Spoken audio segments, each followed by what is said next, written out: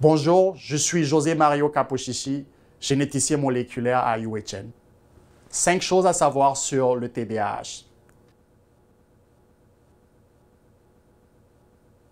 TDA et TDAH sont synonymes. Cela peut paraître surprenant, mais le TDAH et le TDAA désignent la même maladie. Depuis 1902, nous utilisons le terme trouble déficitaire de l'attention ou TDA pour décrire une personne qui ne peut pas rester concentrée.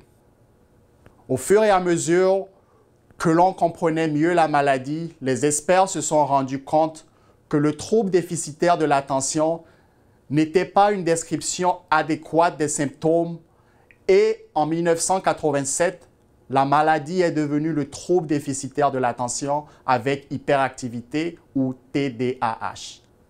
Ce trouble englobe un plus grand nombre de symptômes, à savoir outre l'inattention, l'hyperactivité et l'impulsivité. Selon le manuel diagnostique et statistique des troubles mentaux, qui constitue la référence en matière de description de symptômes et d'autres critères de diagnostic des troubles mentaux, le TDAH est divisé en plusieurs sous-types: inattentif, hyperactif impulsif ou inattentif et hyperactif impulsif. Les symptômes du TDAH se répartissent en 2 catégories principales, l'inattention et l'hyperactivité impulsivité. Chaque catégorie comprend 9 comportements spécifiques.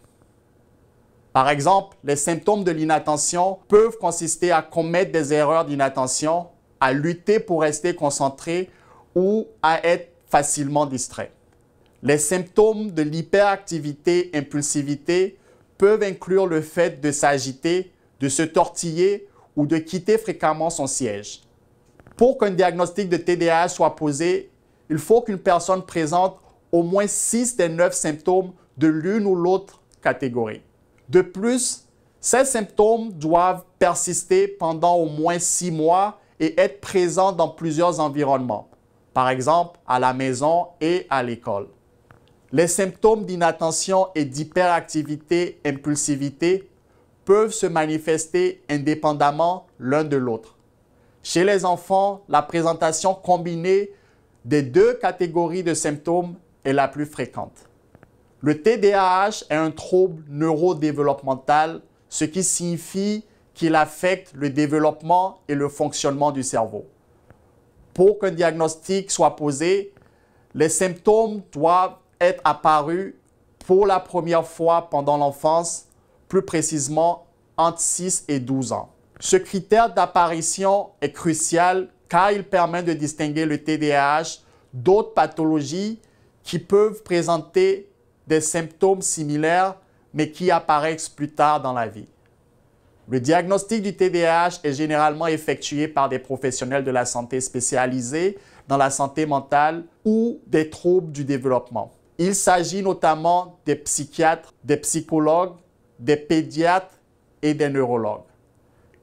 Il est souvent utile de consulter un spécialiste ayant une grande expérience du TDAH, en particulier pour les cas complexes. Il reste encore beaucoup de recherches à faire pour mieux comprendre les causes du TDAH. Pour l'instant, on sait qu'il s'agit d'une combinaison de facteurs environnementaux et génétiques. Les facteurs environnementaux pendant la grossesse et la petite enfance peuvent contribuer à augmenter le risque. Par exemple, l'exposition prénatale à des substances telles que l'alcool, le tabac ou les insecticides peut augmenter la probabilité d'un TDAH. Un faible poids à la naissance et une naissance prématurée sont également des facteurs de risque. Des études familiales démontrent l'existence d'une composante génétique du TDAH. Les frères et sœurs d'enfants atteints de TDAH sont plus susceptibles de développer la maladie.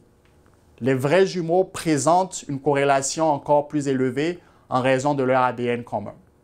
Cependant, le fait que les jumeaux identiques ne développent pas toujours tous les 2 le TDAH suggère que des facteurs environnementaux jouent également un rôle. Le TDAH serait lié à de multiples gènes affectant la fonction des neurotransmetteurs dans le cerveau. Les neurotransmetteurs sont des messagers chimiques qui permettent aux neurones de communiquer. Deux neurotransmetteurs clés du TDAH sont la dopamine, impliquée dans la récompense et l'impulsivité, et la norépinéphrine, qui affecte l'attention et l'éveil. On pense que des niveaux inférieurs de ces neurotransmetteurs ou une sensibilité altérée des récepteurs contribuent aux symptômes du TDAH. Toutefois, les mécanismes exacts à l'origine de ces déséquilibres des neurotransmetteurs ne sont pas encore totalement compris et les recherches dans ce domaine se poursuivent. Le TDAH s'accompagne souvent d'autres troubles mentaux. Environ 2/3 des enfants atteints de TDAH présentent également des troubles tels que l'anxiété, la dépression, des problèmes de sommeil, l'autisme ou des difficultés d'apprentissage. Pour 30 à 50% des individus, les symptômes du TDAH persistent à l'âge adulte. Cela peut entraîner des difficultés dans le domaine de l'éducation et de l'emploi. Les personnes atteintes de TDAH présentent un risque plus élevé de problèmes de toxicomanie et de suicide. Ces statistiques soulignent l'importance d'un diagnostic précoce et d'une prise en charge adéquate du TDAH pour améliorer les résultats à long terme et la qualité de vie. Il existe des traitements efficaces pour les enfants atteints de TDAH qui combinent souvent différentes approches pour obtenir les meilleurs résultats. Les médicaments, en particulier les stimulants, peuvent aider à améliorer la concentration et à réduire l'hyperactivité en ciblant les zones du cerveau qui sont sous-stimulées.